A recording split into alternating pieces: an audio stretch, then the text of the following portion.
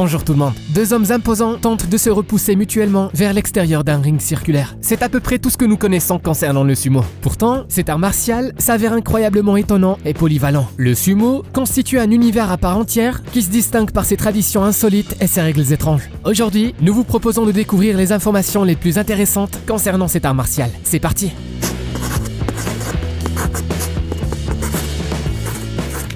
Les lutteurs de sumo et les femmes.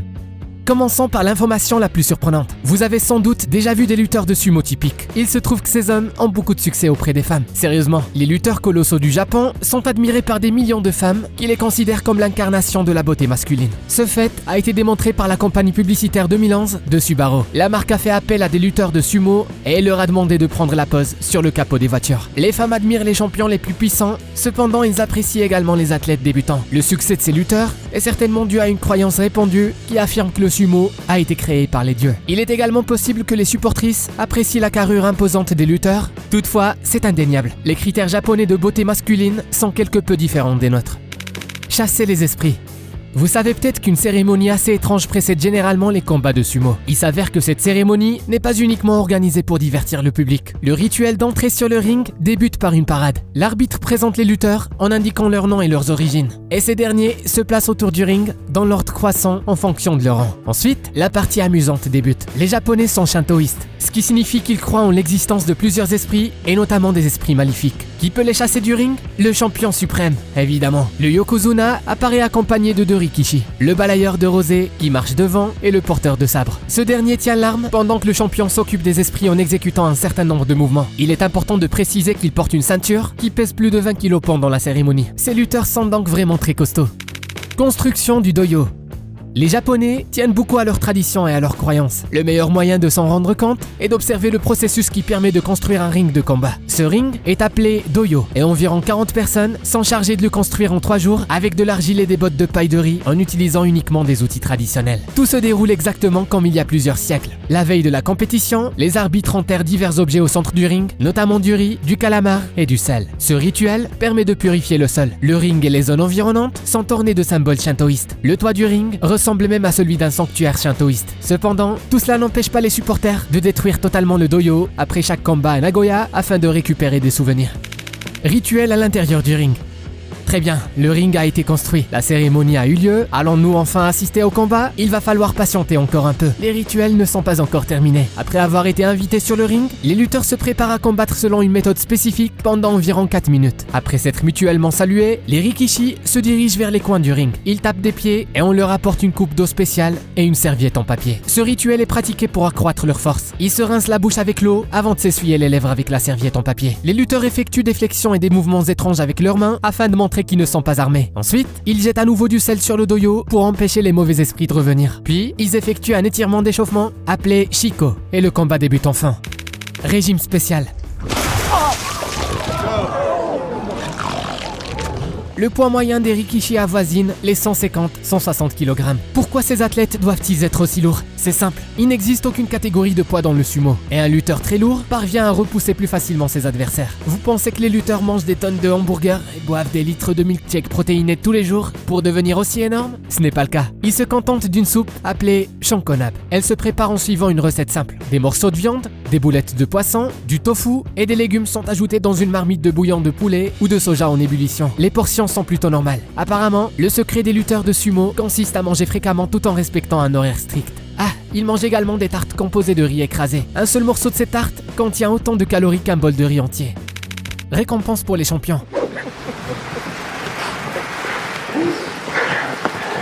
Pourquoi les lutteurs de sumo font-ils autant d'efforts et pourquoi compromettent-ils autant leur santé? Est-ce pour le prestige et pour avoir l'honneur de brandir cette énorme coupe au-dessus de leur tête? Bien sûr que non. La coupe de l'empereur n'est pas la seule récompense qui est remise aux champions le dernier jour du tournoi. Chacun des gagnants des catégories esprit combatif, performance exceptionnelle et technique recevra un trophée, une plaque et 2 millions de yens, soit plus de 19 000 $.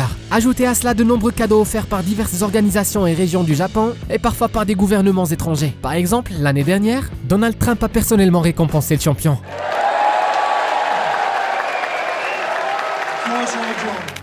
Système de classement. Comment procédez-vous pour faire progresser votre personnage dans la plupart des jeux en ligne? vous devenez plus puissant, vous éliminez de plus en plus d'adversaires et vous vous hissez au sommet du classement. Dans le sumo, le principe est exactement le même. Environ 550 lutteurs sont répartis en 6 divisions. La première division est appelée Makushi. Elle compte 42 des meilleurs rikishi. La deuxième division la plus élevée, Juryo, inclut 28 lutteurs. Les membres de Makushi et de Juryo peuvent nommer des serviteurs issus des divisions inférieures. Ces derniers doivent porter les affaires du lutteur, le sécher avec une serviette et plus généralement obéir aux ordres. Comment éviter cela? Tout simplement en remportant des victoires et en progressant dans le classement. Le rang le plus élevé.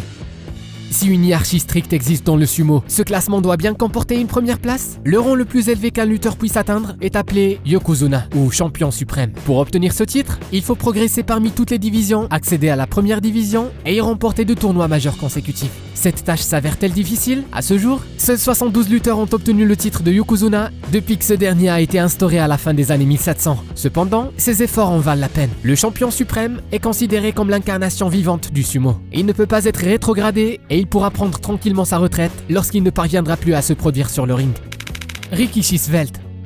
Quand on évoque les lutteurs de sumo, on imagine des hommes puissants et énormes. Cependant, la réalité était bien différente. Les anciennes photos qui datent de la fin du 19e siècle montrent des hommes sveltes et musclés. De plus, même pendant le premier quart du 20e siècle, les rikishi ressemblaient davantage à des adeptes du fitness. Toutefois, il existe également des exceptions de nos jours. Ce lutteur au physique athlétique n'est autre que Chiyono Fujimitsugu, un Yokozuna 31 fois vainqueur de la Coupe de l'Empereur. Il a été le premier lutteur à remporter plus de 1000 victoires au cours de sa carrière. Tout cela malgré un poids modéré d'environ 120 kg. Et bien sûr, il est important de mentionner le légendaire Pavel Boyar. Ce lutteur de sumo originaire de République tchèque a réussi à accéder à la première division alors qu'il pesait seulement 90 kg. Les lutteurs de sumo les plus lourds. Eh bien, il est temps d'admirer des colosses parmi des colosses. À votre avis, combien pèse ce lutteur? Koneshiki est considéré comme le lutteur le plus lourd de l'histoire du sumo. Il était surnommé Dame Truck et Meat Bomb en raison de sa technique de combat simple mais efficace. Il a été blessé au coccyx lorsqu'un tabouret s'est effondré sous son poids et il pesait entre 280 et 300 kg, selon différentes sources. À la fin de sa carrière, Koneshiki s'est lancé dans les affaires. Il a également fait une apparition dans Fast and Furious 3. En termes de poids, son seul rival était un lutteur de sumo surnommé Yama. À l'âge de 22 ans, il pesait déjà 233 kg. Here we go. Oh my, oh! Et il est devenu le lutteur débutant le plus lourd de l'histoire du sumo. Dans la fleur de l'âge, son poids dépassait 270 kg. Ce lutteur était probablement la personne la plus lourde née au Japon. Vêtements spéciaux. Si vous allez un jour au Japon, vous pourrez reconnaître un lutteur de sumo grâce à 2 caractéristiques particulières. La première est évidemment sa carrure imposante et la deuxième est sa tenue traditionnelle. En effet, au quotidien, les lutteurs de sumo doivent porter des vêtements spécifiques qui indiquent leur rang. Vous entendez le cliquetis des chaussures en bois? Ce son indique que ce lutteur est un débutant ou un rikishi des divisions inférieures. Les lutteurs des divisions supérieures portent des sandales et des chaussettes à bout fendu. Mais la règle la plus importante concerne les vêtements d'extérieur. Cela peut vous surprendre cependant, même en plein hiver, les lutteurs de sumo des divisions inférieures à la 3e division ne sont pas autorisés à porter des manteaux ou des écharpes. En effet, le seul vêtement d'extérieur autorisé est un kimono léger. Coiffure traditionnelle. Les nombreux lutteurs que nous avons vus aujourd'hui avaient tous la même coiffure. S'agit-il de la coiffure traditionnelle du sumo? En matière de complexité, la coiffure chômage peut rivaliser avec les coupes de cheveux modernes les plus tendances. Au Japon, cette coiffure peut uniquement être réalisée par 55 coiffeurs agréés par l'association du sumo. Les longs cheveux du rikishi sont démêlés avec 4 peignons bouillis fabriqués artisanalement, coiffés avec un bâtonnet spécial et attachés avec un cordon en papier ciré. Pour finir, la coiffure est fixée grâce à une pommade à base de cire parfumée à la camomille. Cependant, ce style n'a rien à voir avec la mode. Une coiffure similaire était arborée par les samouraïs au 8e siècle et les lutteurs de sumo continuent à la porter en souvenir du passé. De plus, cette coiffure peut protéger la tête du lutteur en cas de chute sur le ring. Ne t'en va pas. Veux-tu voir les histoires les plus incroyables qui ont eu lieu en réalité? On a du tout. L'amour et la trahison, la tristesse et la joie, le succès et l'échec. Chaque histoire animée est unique et singulière. Nous te promettons que tu ne pourras pas t'éloigner de l'écran jusqu'à la toute dernière seconde. Cela t'intéresse? Alors n'oublie pas de suivre le lien et t'abonner à la chaîne Journal Intime. Toutes les choses les plus intimes sont ici.